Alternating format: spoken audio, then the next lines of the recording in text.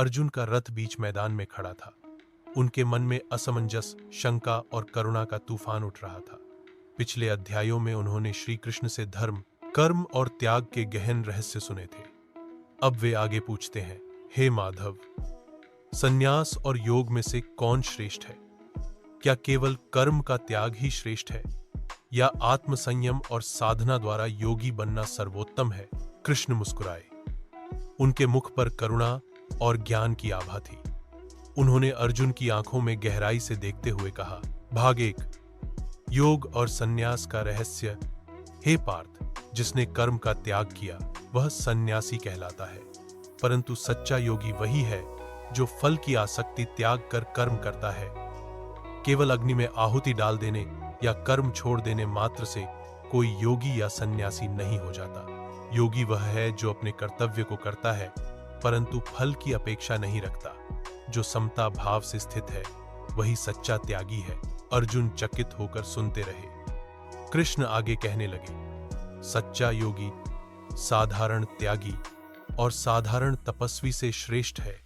वह वेदाध्यायी ब्राह्मण से भी श्रेष्ठ है। इसलिए हे अर्जुन, योगी बनने का संकल्प करो।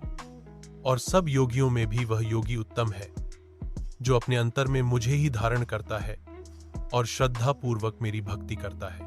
भाग 2, योगी की यात्रा। कथा रूप में कृष्ण ने अर्जुन को समझाने के लिए एक कथा सुनाई। बहुत समय पहले एक ब्राह्मण पुत्र था जिसका नाम सत्यव्रत था। उसका मन सदैव भटकता रहता था। वह कभी वेद पढ़ता, कभी युद्ध कला, कभी व्यापार और कभी भोग विलास।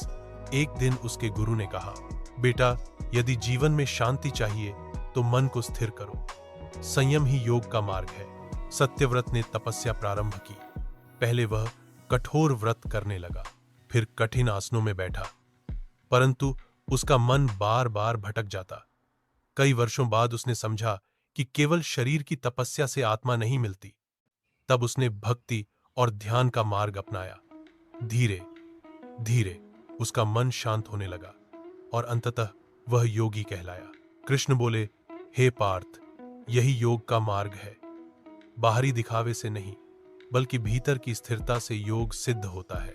भाग 3, योगी का आचार और साधना। कृष्ण ने विस्तार से कहा, योगी को संयमी होना चाहिए। भोजन न तो बहुत अधिक खाना, न ही बिल्कुल उपवास करना। निद्रा न बहुत सोना, न जागरण में ही डूबे रहना। कर्म न केवल भोग में लिप्त रहना, न ही कर्म से पलायन करना। योगी मध्यम मार्ग अपनाता है। वह शरीर, मन और बुद्धि को संतुलित रखता है। सच्चा योगी एकांत स्थान पर बैठकर ध्यान करता है। स्वच्छ स्थान पर कुशा, मृगचर्म और वस्त्र बिछाकर स्थिर आसन में बैठकर शरीर और मन को संयमित करके वह अपनी चित्तवृत्तियों को नियंत्रित करता है। उसकी दृष्टि नाक की ओर स्थिर रहती है और उसका मन केवल एक परमात्मा में लीन रहता है। भाग 4, ध्यान का महत्व। अर्जुन ने प्रश्न किया, हे केशव, जब योगी ध्यान करता है तब वह क्या अनुभव करता है? कृष्ण बोले, जब योगी मन को नियंत्रित कर आत्मा में स्थित होता है तब वह अनंत सुख का अनुभव करता है। वह सुख ऐसा है जिसे इंद्रियां नहीं भोग सकती, परंतु बुद्धि उसे जानती है। यह ध्यान ही वह मार्ग है जो जन्म मृत्यु के दुखों से मुक्त कर देता है। जो योगी स्थिर मन से परमात्मा में लीन रहता है वही मोक्ष को प्राप्त होता है। भाग 5, योगी की श्रेष्ठता। कृष्ण ने आगे कहा, हे अर्जुन, योगी तपस्वी से श्रेष्ठ है, क्योंकि तपस्वी केवल शरीर को कष्ट देता है पर योगी आत्मा को ऊंचा उठाता है। योगी ज्ञानियों से भी श्रेष्ठ है, क्योंकि ज्ञान केवल पुस्तकों में हो सकता है पर योगी उस ज्ञान को जीता है। और योगी कर्मकांडी से भी श्रेष्ठ है, क्योंकि वह केवल कर्मकांड में नहीं उलझा रहता बल्कि आत्मा को परमात्मा में जोड़ता है। और सब योगियों में श्रेष्ठ वही है जो श्रद्धा से मेरी भक्ति करता है और मन को मुझ में लगाता है, वही मुझसे एकाकार हो जाता है। भाग 6, साधना की कठिनाई और असफलता का प्रश्न। अर्जुन ने शंका प्रकट की, हे माधव, यदि कोई योगी साधना करता है परंतु बीच में ही असफल हो जाता है तो उसका क्या होता है? क्या उसका सारा प्रयत्न व्यर्थ हो जाता है? कृष्ण मुस्कुराए, नहीं पार्थ, ऐसा कभी नहीं होता। योग का प्रयास कभी व्यर्थ नहीं जाता। यदि कोई योगी साधना अधूरी छोड़ दे तो अगले जन्म में वह शुभ परिवार में जन्म लेता है और अपनी साधना आगे बढ़ाता है। कभी कभी वह महान योगियों के घर में जन्म लेता है, जो संसार में बहुत दुर्लभ है। वहां उसे स्वाभाविक रूप से योग की प्रवृत्ति मिलती है और वह शीघ्र ही पिछले जन्म की साधना पूरी कर लेता है। भाग 7। योगी का अंतिम लक्ष्य। कृष्ण ने निष्कर्ष रूप में कहा, इसलिए अर्जुन, तुम योगी बनो, और सब योगियों में उत्तम वही है जो श्रद्धापूर्वक मुझ में मन लगाता है, जो मुझ में भक्ति करता है।